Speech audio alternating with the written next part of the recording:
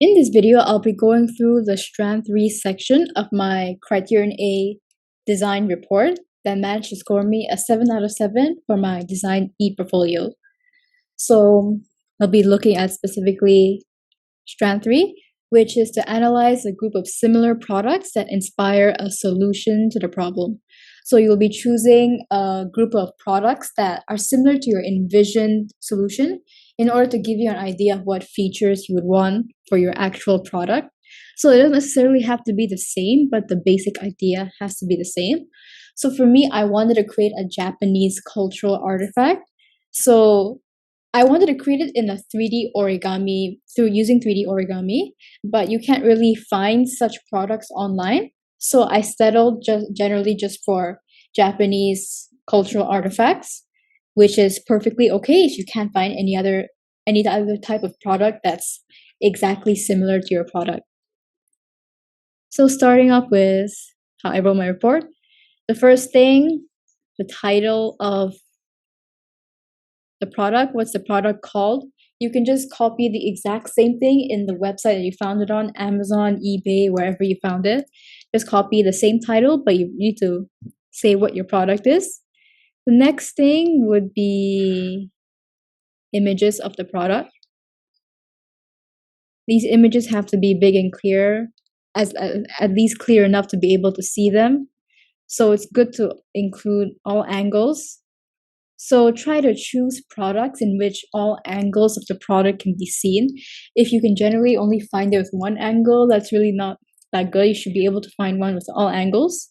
You should also be including captions, just simple ones like back view, side view, just to sort of describe your photos.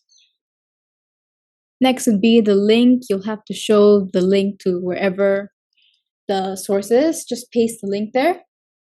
And it's totally okay if, for example, the product is not on sale by the time you submitted your report. As long as it was on sale, it's still there by the time you wrote your report, so that's no issue. Next is just a simple general description of your product. Just a very simple description of what is your product, a Japanese vintage original boxwood statue. So it just includes details like the material, what is the statue about, the dimensions of the statue, and what does it hold. It holds traditional Japanese belief. So what does it symbolize, stuff like that, and the price of the product. And another important thing to take notice of is, one more time, please include in-text citations for anything you use, because this doesn't just apply for the research or just Strand 1. You should include it throughout Criterion A especially. And of course, you will be including MLA citations for all these products later on, but here you should be including in-text citations. And another thing that you should be including is, if applicable to your product, are customer, same thing, or product review.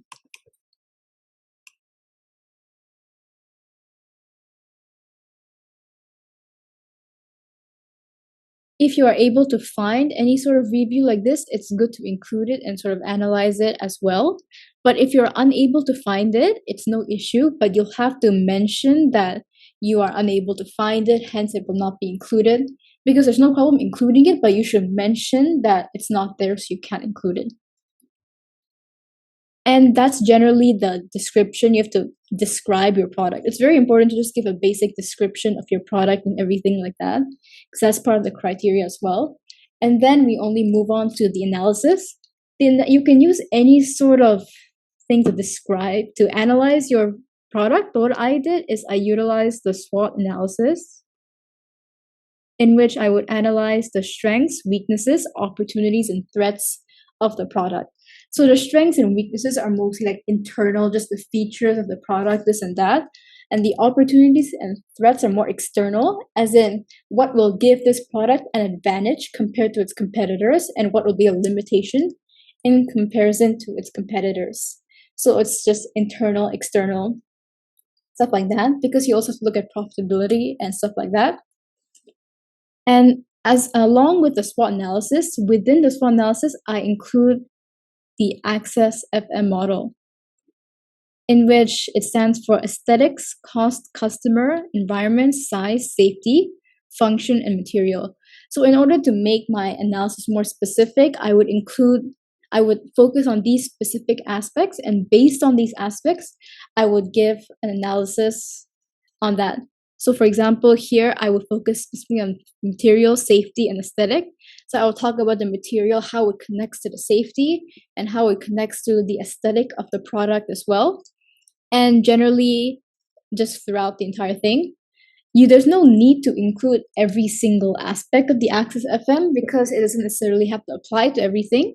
But it's good to include as much as possible to show that you're thinking from a wider range of perspectives, because most of the time you may only consider the aesthetics as a strength or the function, but it's good to know that there are many other things that can count as strengths and weaknesses of the product. And of course, you should be including in-text citations for whatever sources you may be using. So as you can see here, it's good to use external sources to also support your point, rather than just saying, to me it looks nice. You can show like evidence that this material has this property that has this safety implication, or anything of the sort that helps support your point. So generally, strengths and weaknesses are the easiest to do, because they're really just the internal aspects. So as long as it sort of makes sense, it'll do just fine. And one thing to take note of, it's good to have a minimum of 2 points for each section: strengths, weaknesses, opportunities, and threats.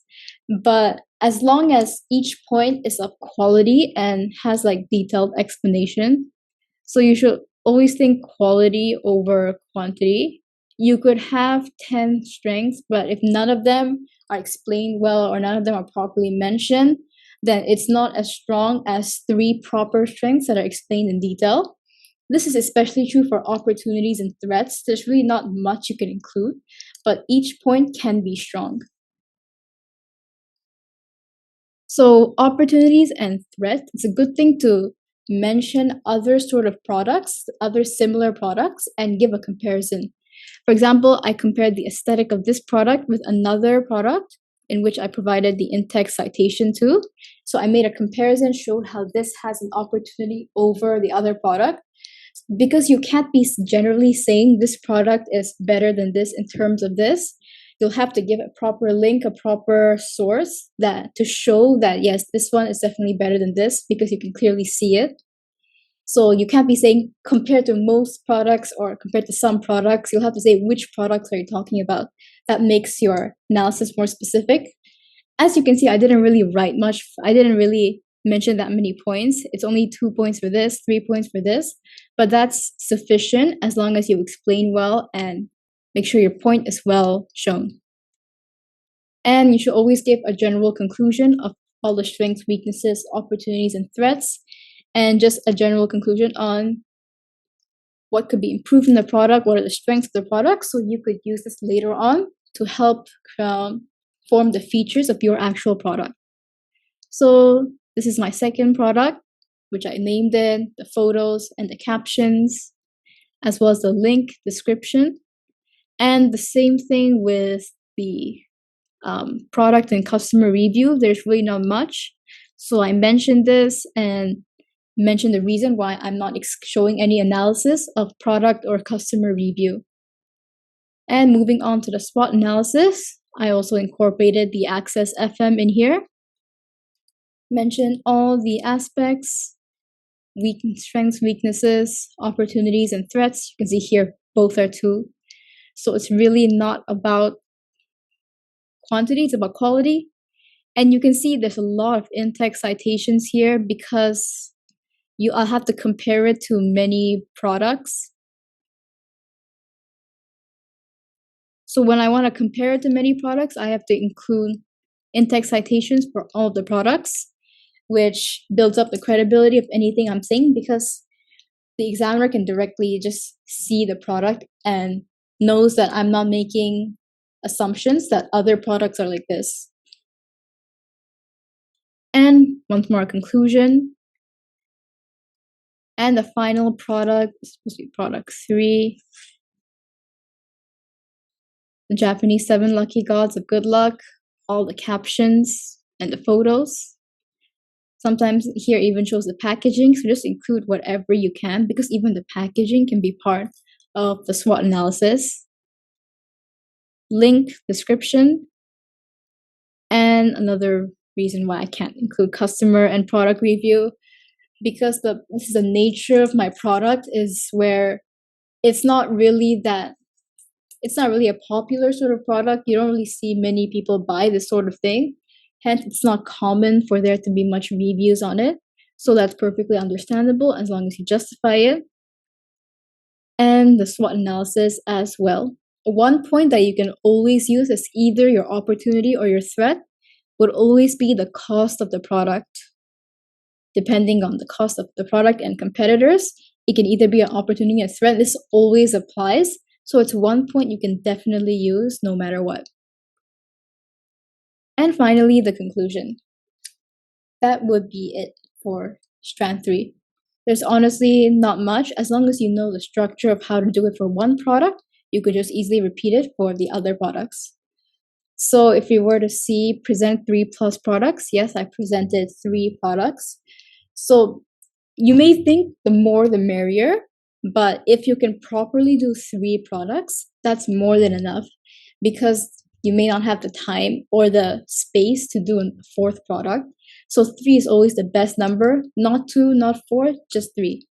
Describe the key features. So you gave a basic description you show the photos, you show the captions, the description, and all that. These are the basic features. And explain why these key features make them successful. So the key features I describe using the Access FM because this is a great way to break down the features of a product and how it made them successful. I use the SWOT analysis. So incorporating them together sort of made this analysis easier in order to just analyze every part of the product and show made it successful and then give a final appraisal. Yeah, and that's all that you would have to do in order to score a 7 for Strand 3 of Criterion A. Thank you for watching.